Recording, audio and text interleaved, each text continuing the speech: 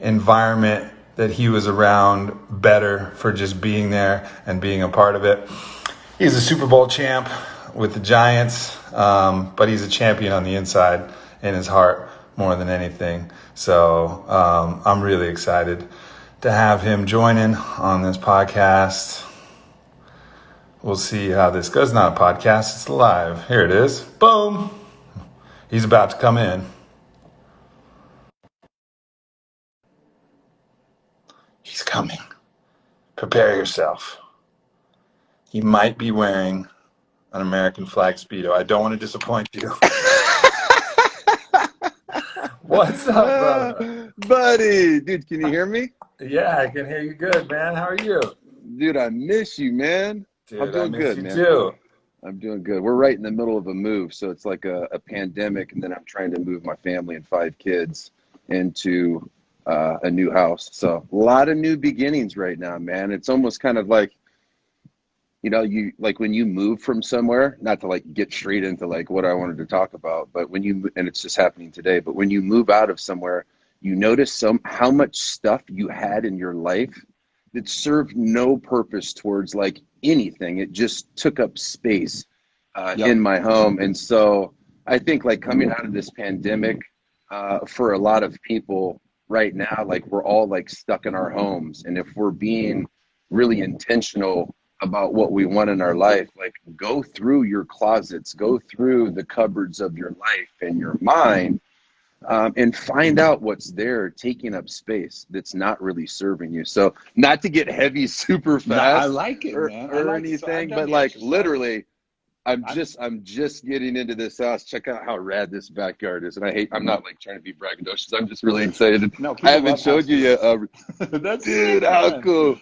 I gotta go out here and see show you my hammock. Yeah, dude, we've got this place out here. I don't golf or anything, but if you look back over there, there's like a putting green, dude. I'm just gonna put some yoga mats out there and have my homies come over. That makes me want to golf with you so bad because you don't golf. I just want to see you fail at every single hole. Oh, tequila, friends, memories, and embarrassment, because everybody expects me to be like really good at golf, and I'm not. Yeah, because football players are naturally good at golf. It's just like it's a known thing. Right. Dude, check out this, though. This is the best part of the whole house. Look at my hammock. And look at the view, cuz. Look at this. That's so sick. So anyway, man.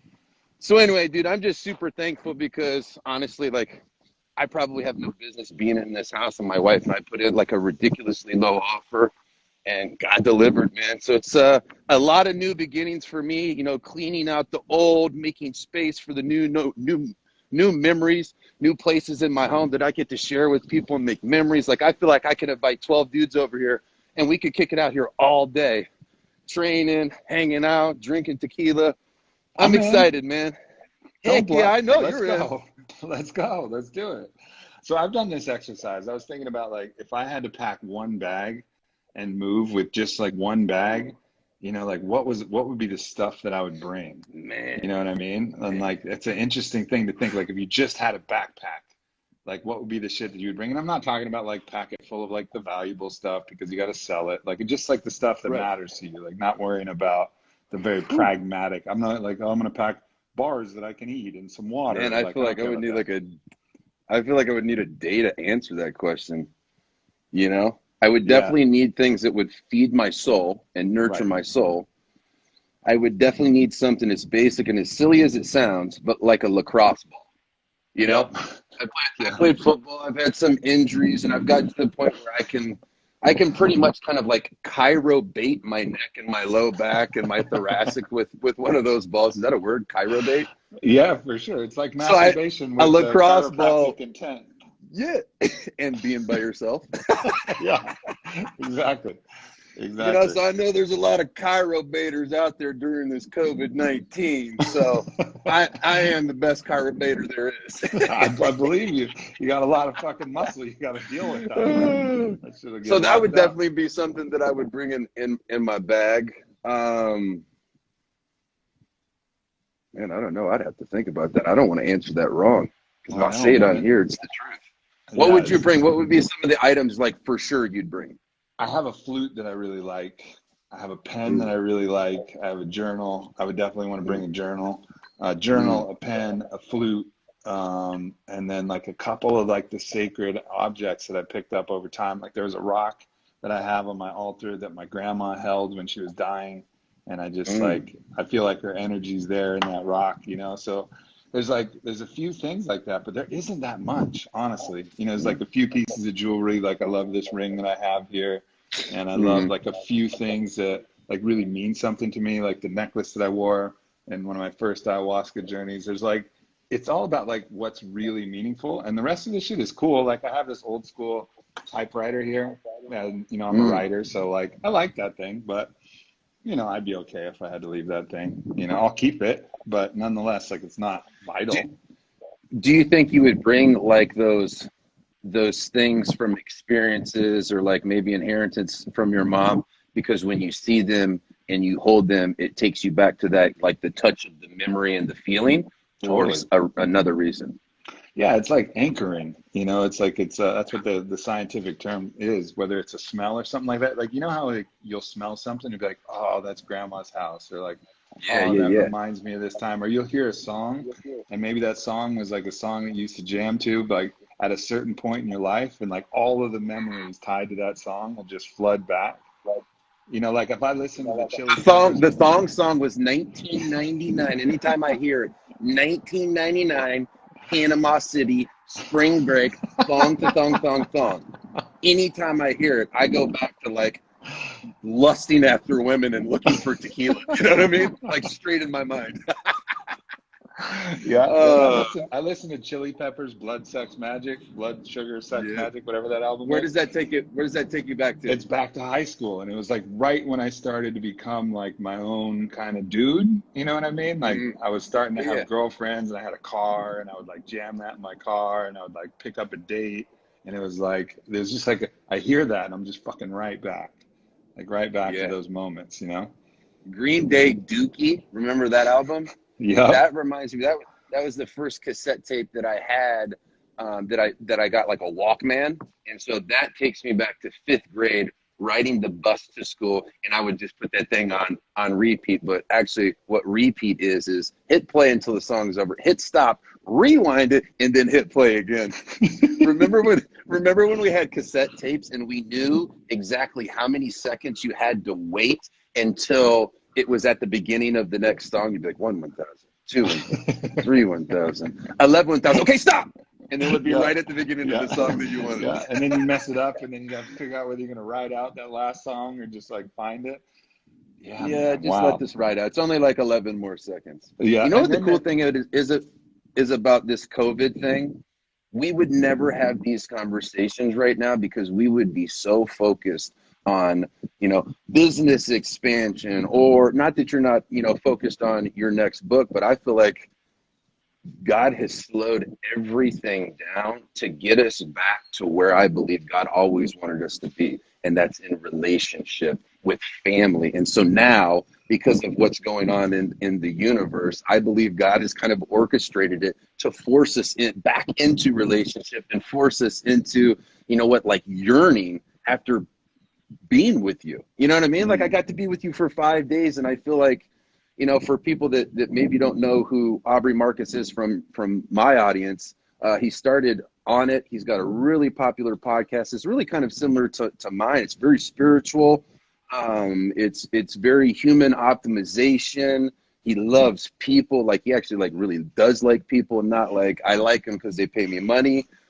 So him and I really connected on that when we were in Poland, and he was a guy that I always wanted to meet.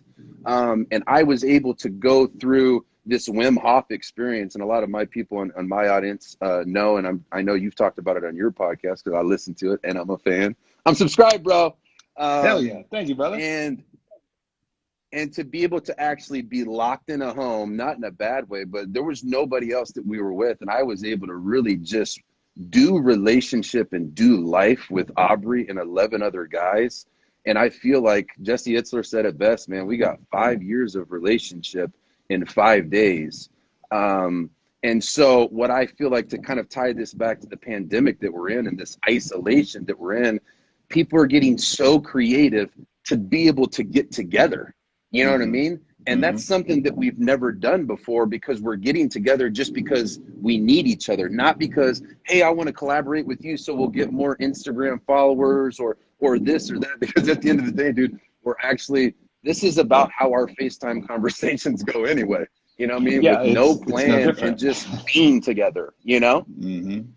Yeah, and I think that one of the reasons why we got to get so close on that journey was it was like a rite of passage, you know, and I think that's something that we have shitty rites of passage with our friends, because our rites of passage are like, oh yeah, we'll get drunk and hang out, which is cool. On your And I think 21st that's, birthday. Yeah. yeah, it's like, it's cool, it's fun, but it's way different than going through breath work and sharing the vulnerable truth that comes up, and then diving in the ice and cheering for each other, and then climbing that mountain in our fucking shorts with no shirt on, you know, like that type of stuff is a different thing. And I'm sure it was the same for you guys on the Giants when you're going through hard practices and you're going in these challenging games and the pressure of a Super Bowl. Like, you form connections, same with people who are of service, whether it's in the military, the police, or the fire department.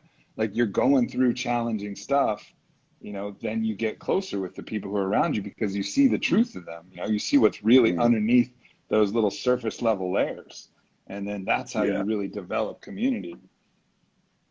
That's one of the reasons that I feel like, for you specifically, because you share so vulnerably and openly and transparently great things, good things, embarrassing things, depression, all these different things.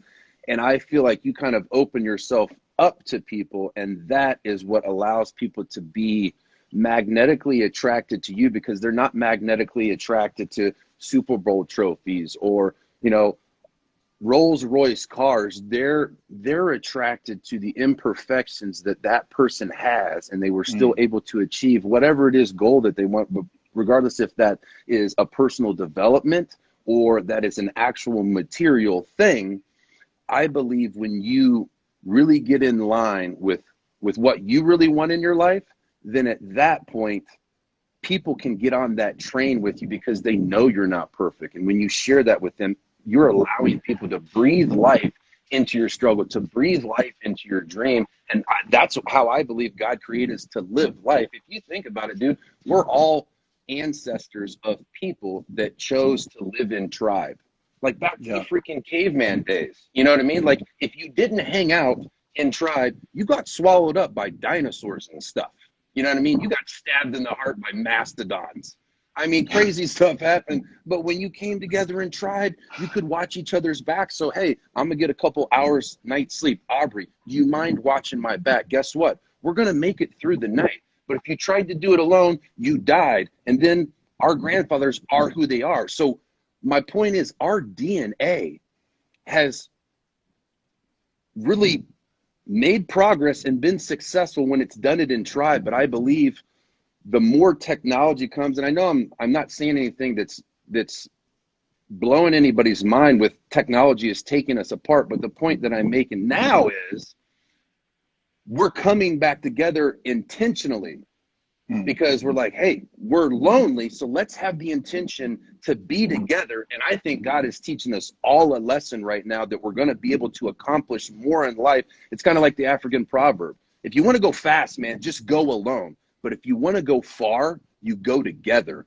And I believe that's never going to be more clear to people than it is in the month of April. Those of us that choose to band together and to lock arms are going to make progress towards our goal. We're not going to slip into depression. We're not going to slip into, no productivity. We're not going to slip into, the isolation feelings of I'm not enough and, seeing all these things on Instagram. We're going to band together knowing that we're all struggling, but together we can do more. So I just think it's really cool to see how God is moving in all of this stuff. I know it's a terrible thing, and I don't think God orchestrated this, but I don't think he's going to waste this opportunity to teach us things. It's always a choice to whether to look to what we can learn, how we can transfer any challenge into something positive. That's the only choice we have. It's like there's someone recently talking to me about this story where, if you're walking down the street and you get shot by the first arrow, right? And you just get shot out of the blue by an arrow. Well, shit, you didn't expect that. Where's that fucking arrow coming from? Like, how were you supposed to know? But it happened. But then it's your choice what you do with it from that point on, right? Like, however that might affect your life, that emotional arrow, that spiritual arrow, that physical arrow, that mental That's arrow, good. like that just hits you. But then from there, are you going to curse your life? You're going to say, fuck this, that was terrible luck. I can't believe this happened to me. Why did this happen to me? You can blame God, you can blame whoever you want to blame, or you can just be like, all right, well, what can I learn from this? How can I change the way that I live? How can I change my priorities? How can I reorient myself to what's really fucking important and make this arrow that hit me out of the fucking blue, what Pat Riley calls a lightning bolt? You know, how can I make this into something that's beneficial to my life? You know, and that's our choice. It's not the choice whether we get struck by an arrow, either individually or collectively. This is a big ass arrow that we just all got hit with. But it's like, how are we going to respond? Well, that's our fucking choice. What has been for you? It's powerful. What has been for you personal revelations that maybe you haven't completely grasped yet, but you see maybe that you're trying to be taught something during this time for you? You know what it is, man? I think that the thing is, it's like there's this feeling when things are this big that I didn't realize that I struggled with the feeling of insignificance as much as I did. You know, like it feels like when in a universal crisis like that, I mean, when I get down, it's because it's like, oh man, what am I doing? You know, it doesn't even matter anyways. You know, this is so big and I'm so little, you know, and it doesn't matter. But that's a fallacy of thinking, right? And it's a fallacy of thinking that I didn't even realize that I had. But the external pressure being so great, it's like you start to wonder, like, oh, what can I do anyways? It's kind of like voter mentality, right? It's like why so many of us don't vote. It's like, I got this one fucking vote. It doesn't matter anyways. There's millions of votes. You know, it's like when we look at something that's so big that we feel like we can't do enough about it, we can either make one of two choices. We can either just retract and be small and feel little and feel helpless, or we can say, fuck it, I'm going to do my best. I'm going to cast my vote, whatever. It plays its part collectively and just trust that that's the right move, you know? That's a powerful revelation that you're getting right now, because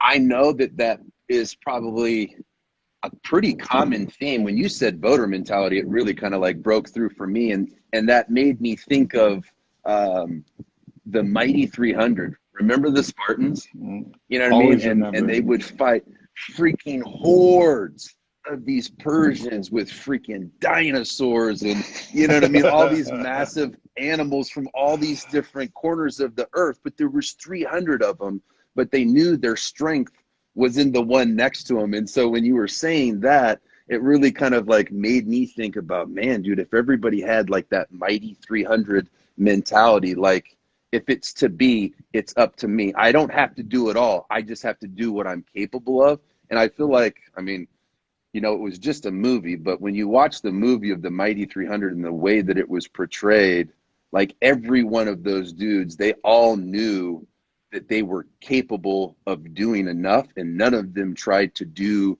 more than that. When they would form those different battle formations and create with all shields, dude, like that to me is so powerful. So like, what would it be like for you and I and other people that just decide, you know what, dude, I'm going to make a difference in our different communities. We don't need to come together to do it, because guess what? I guarantee you could come up with a mighty 3,000.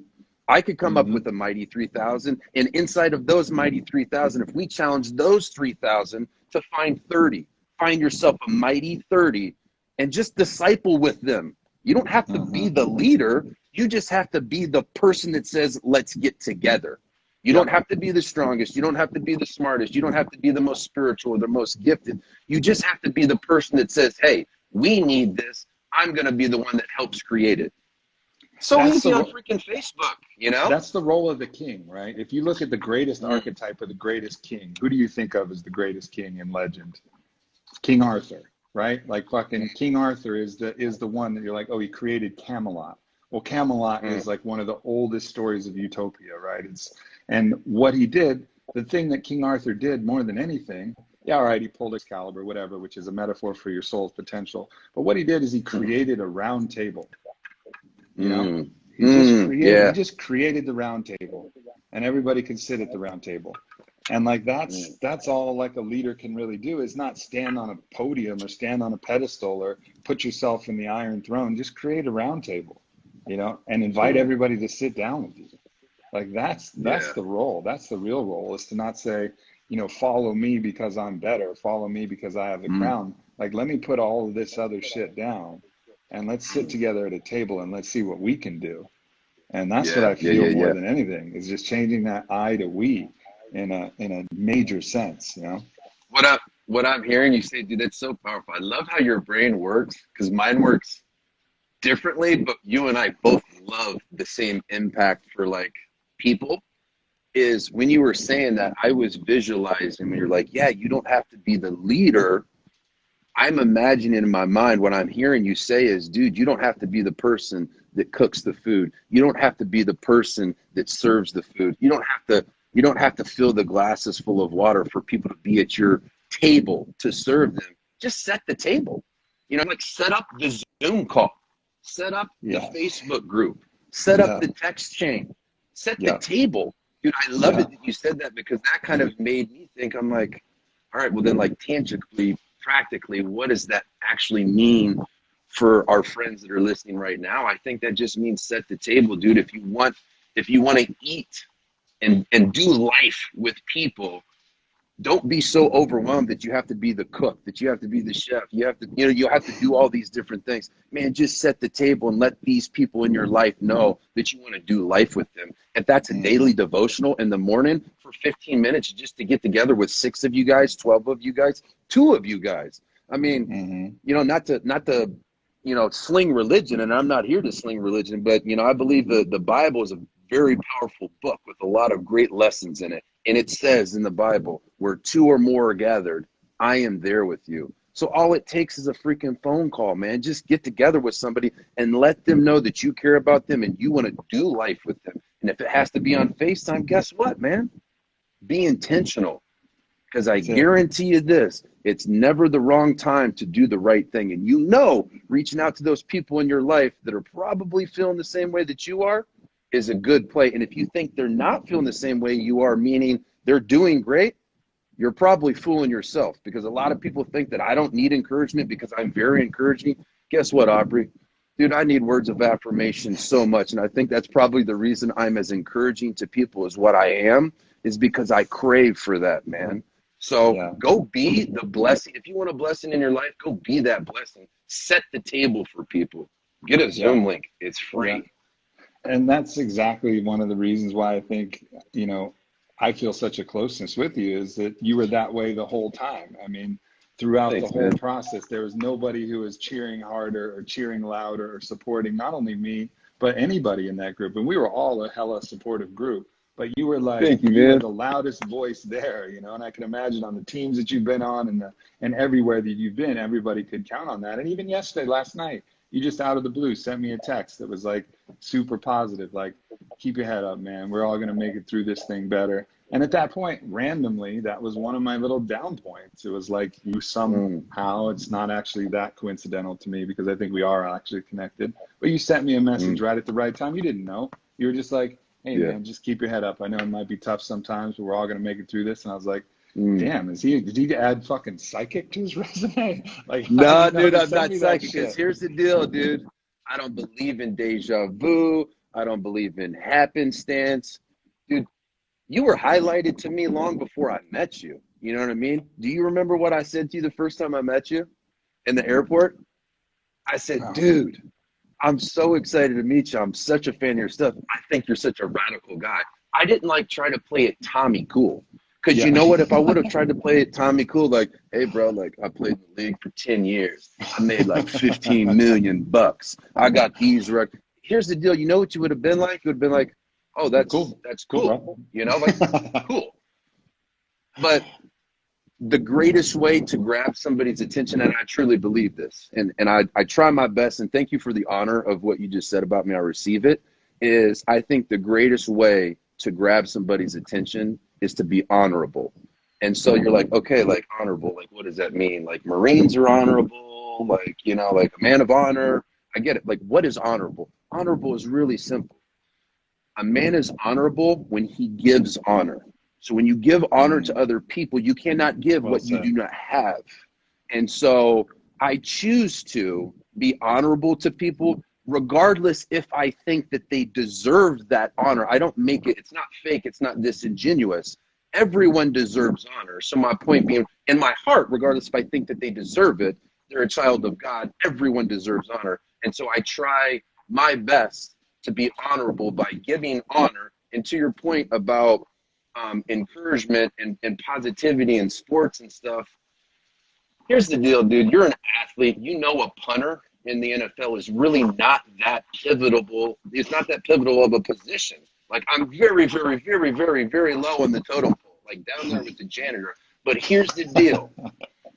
I didn't look at my locker or my rep count because I only played 4.3 plays per game. And they paid me a lot of money to do that. And my point is, I wasn't on the field a lot. I only touched the ball 4 times per game. But the reason I was able to be voted as captain on my team, and I'll tie this point into it because I don't want to sound braggadocious, is the reason I was elected, as a team captain with Drew Brees and Reggie Bush, or Eli Manning with the New York Giants, is because I decided that my role on that team was bigger than my position. I didn't try to do more than what I was capable of, but I was capable of being encouraging. So I do my position and I execute my job, but I know I have more to offer. Maybe not on the field, but I know I can encourage people. I can breathe life into their struggle. I can pay attention to people's body language and see when they're down, and I can speak life into them. And because of that consistency, honor was returned upon me to represent the New York Football Giants, a Super Bowl team, and I'm the captain. Who am I, Aubrey? I was a 108-pound kid from Terre Haute, Indiana. You know what I mean? I still chew tobacco. You know what I mean? I'm really no different than anybody else watching this right now. And the only difference is I decided to make my identity an encourager. And because of that, the universe, God, whatever it is you want to call it, returns that upon me. And that's the only reason I'm probably friends with Aubrey Marcus, because when I met him, I made it about him. I didn't make it about me. I gave him honor. I didn't want to tell him about how honorable I was. So I don't know where I was really going with that, but in regards to You did it, man. relationships, You did you know it. what I mean? That's the thing. And here's something else that I want to also bring up, because there's another thing besides just giving honor, because there's certain times where people need an honest reflection, where they're Sure. doing something that they may not be aware of, doing something that you actually know is hurting people, but maybe they're so powerful. I actually encountered this within the last 24 hours. There's somebody who I know, an acquaintance of mine, who's incredibly powerful. I mean, has the millions and millions of followers, is on the shows, is doing all the things, but there's some aspect of what he's doing that I don't find is morally appropriate. So what I did is he reached out, and it was a nice message, and he was wanting to collaborate on something. I said, look, man, I deeply appreciate the medicine that you're serving the world, because he absolutely is. If you look at the scorecard, no doubt he's doing more good than he's doing bad, but he is hurting some people when he's doing this. And so in that moment, I was like, look, man, I got to say, to be honest, like, I really appreciate what you're doing. And like, I thank you on behalf of myself and on behalf of the world and all the people you're helping. However, this thing that you're doing, it's not cool, man. Like, this thing is hurting people, and you may not see that it's hurting people, but it is. And I just have to let you know, and I have to reflect that. And I know that reflection is going to come at my own personal cost. Like, I'm not going to be able to get as many fans or get as many followers or get as much support as I could from him. And I guess, if I go back 5 years ago, 10 years ago, when I was more desperate and more hungry to make my name and make my platform and do this, maybe I would have compromised my moral code and just gone along with it and been like, fuck it. But now I'm fortunate enough to be in a position where I just held up, in a loving way, just held up that mirror and be like, look, man, I mean, I think, this is how I feel. You got to take a look at this. And I know that may mean that we don't work together and whatever, but I need you to see this, man. And he actually received it, really well. And I think that's the thing, like, powerful people don't get that enough. They don't get like that honest reflection when they're kind of stepping on the smaller person. Yeah, that's powerful, man. And you kind of, like, when you're talking, like, sometimes I feel like I see like cartoons or visions in my head. And when you were talking about showing them a picture of themselves, like the way that you said that just made it sound like team. You know what I mean? And Yeah, I believe totally. that's probably the biggest fear that people have in bringing up the uncomfortable things. And you know, to kind of tie honor into what you're talking about, Aubrey, and you did it there, because people call it, like, you can call it a disclaimer or you can call it a smoke screen. I call it honor. You know, the way that you told him, it's kind of like parenting. You know, I've got 5 kids. And so when I discipline my kids, I make sure that they're going to hear the positive things about themselves before I'm going to give them a coaching point, before I'm going to give them kind of we like to call them course corrections. You know what I mean? Like, you're not wrong. It's not about being right or wrong. You're just off alignment with what our family code is. You know, like a business, you know, they'll have a mission statement. Well, my family also has a mission statement. And so they're not right or wrong, but when they're off alignment with what our family mission statement is, and they're getting a course correction, I believe it's very, very important for relationships in general. And, you know, you just illustrated how you did that for a powerful grown man. Well, it's the same thing for a 2-year-old. You know what I mean? Like, let me tell you how important you are. Let me tell you the gifts that I see in you. Now, there's something that you're doing or something that you've done that we should talk about. You know what I mean? And then at that point, they feel disarmed, because relationships are really about 4 things, Aubrey, and you already know this.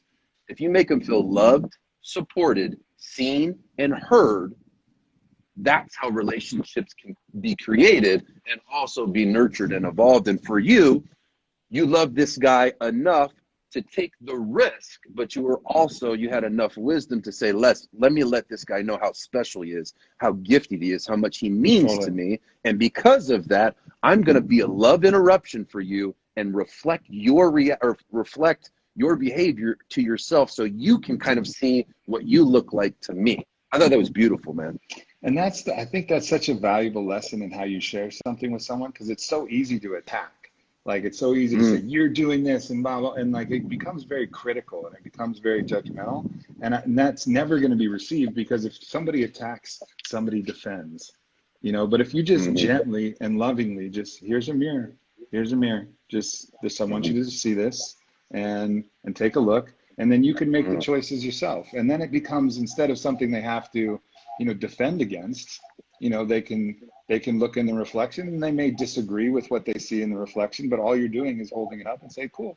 You know, if you're looking in there and you don't see that same thing, like, I'm not saying that I see it perfectly, but this is the reflection that I see, and I'll hold it up, and I'm willing to adjust mine and whatever else, but I'm just offering this to you. And that's, I think, so important in intimate relationships too, because I see, and I've done it myself, you know, so many ways where you get real pointy and you're like pointing, and like, it's an attack. And then in any attack, there's defense. But if you just lovingly hold up, like, you know what, I love you.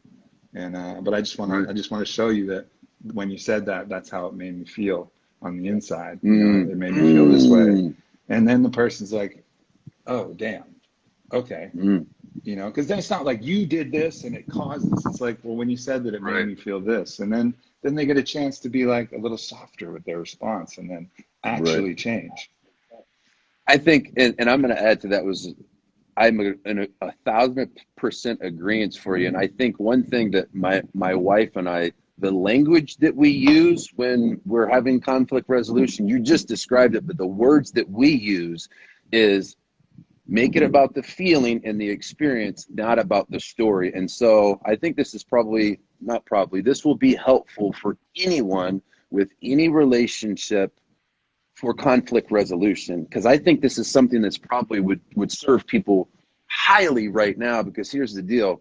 You're not exactly getting to choose who you're spending your life with right now. You know what I mean? This kind of government mandate.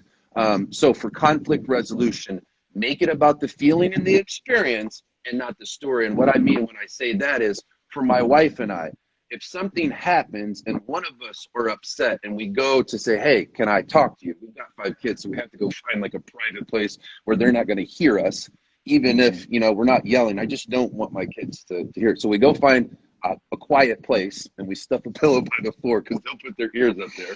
So we make it about how whatever happened or whatever was said made us feel.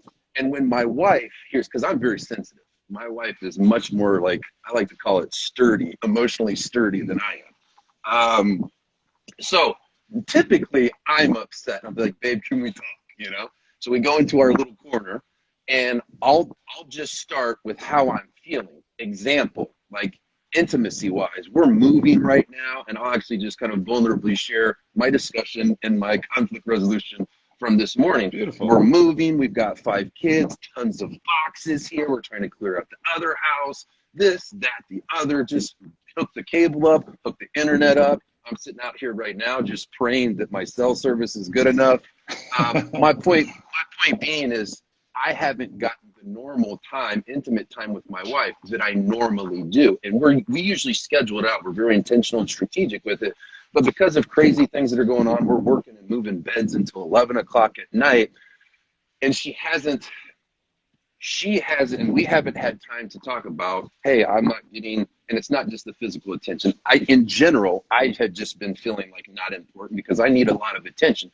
So I pulled her aside this morning, and the way I started the discussion wasn't like, hey, we agreed that every 2 or 3 days, no, it wasn't about the story. I was said, babe, I'm feeling a little bit unappreciated. I'm feeling a little bit rejected. I'm feeling a little bit unloved. I don't want to talk about the reasons why, but I just want you to know that I'm feeling this way. And then once I shared how I'm feeling, then that gives my wife the space to not feel attacked, but to ask a question. Okay, Steve, you 240-pound baby, why are you feeling this way? You know what I mean? At the end of the day, that's probably how she's feeling, but she knows, we practice this and we try to take our emotions out of it as much as we can, but still talk about our emotions.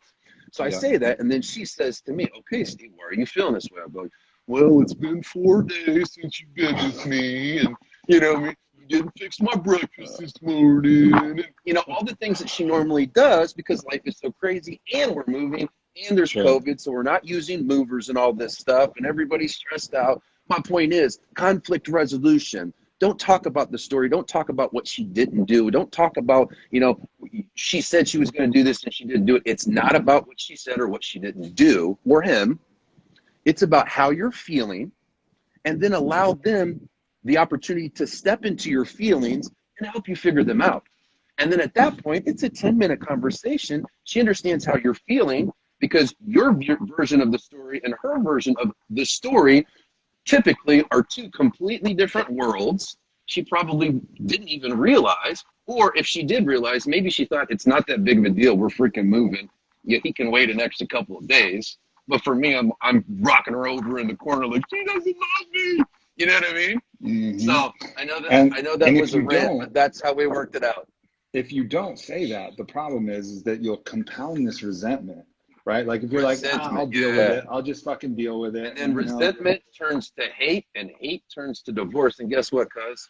She can think that I'm so emotional if she wants, and she does. And you know what? She can think whatever she thinks, but she loves me, man. She's committed to me, man. And she didn't marry the perfect version of me. She married me. So death do us part and all that other good stuff. And here's the deal, man. Relationships with Aubrey Marcus, they take effort. Relationships with Laura Weatherford, they take effort. Relationships with Mitch Matthews, I saw he just signed on here with us. Yeah, what's up, Mitch? Takes effort. How much effort did it take me to send literally probably like 7 words to you yesterday? I'd be like, hey man, thinking about you. Keep your chin up. This will be over soon.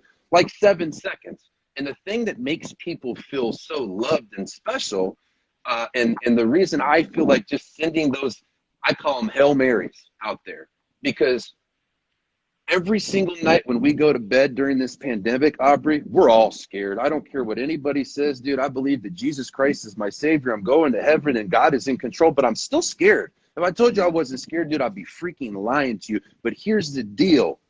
When I go to bed and I pray for blessings in my life, I set an alarm in my phone every Monday. And it goes off, and when it goes off, it says, be the blessing. And that is my mental cue, my intentional strategy reminder to be a blessing to 10 people. So Aubrey, if you get a text message from me on a Monday, just know God put you on my heart, and I'm trying to be a blessing to you. And so that's something that I am very intentional and strategic with on Mondays, but I'm not like absolving myself from being an amazing friend the other 6 days as well. But I know if I can be a blessing on Monday to 10 people, I hit my quota. You know what I mean? That's beautiful, man. That's just a beautiful strategy to have. And I think we can all create these little rituals, you know, where we do that. And I think being more intentional about it, you know, it's a beautiful way to do it. I mean, I wrote that book, Own the Day, and that could be something that you could add. You know, it could be even maybe 10 is too many. Maybe it could just be like reach out to one person every single day in your life. Just fucking lob that ball. You know, because you know what's also shitty is when you reach out to that person that you're friends with, but you reach out when you need to ask them something, like you need to work together on something, and you need some favor. Like, oh, I haven't talked to him in 6 months. Yeah, that sucks. That sucks. It's so airy. It's so airy and uncomfortable, isn't it? Yeah, it sucks to receive it. It sucks to give it. But if you're constantly just throwing Hail Marys of love, then when you do need them to show up for some reason, you do need to get something from them. Then it's like, it's all good. You know, it feels like the friendship is remaining. They feel served. They feel loved, supported, seen, and heard in between acts of service for you. And so the other thing I wanted to attach to the end of that, Aubrey, and then I'm going to get back to these boxes before my wife kills me. For sure. Is the reason that I call them a Hail Mary, Aubrey, is because, dude, you're a freaking athlete, man. You know football. When you throw a Hail Mary, the reason they call it a Hail Mary is because you're just hoping and praying to God and Mary that somebody catches this freaking bomb that I just tossed, right? Your probability and your expectancy are very low.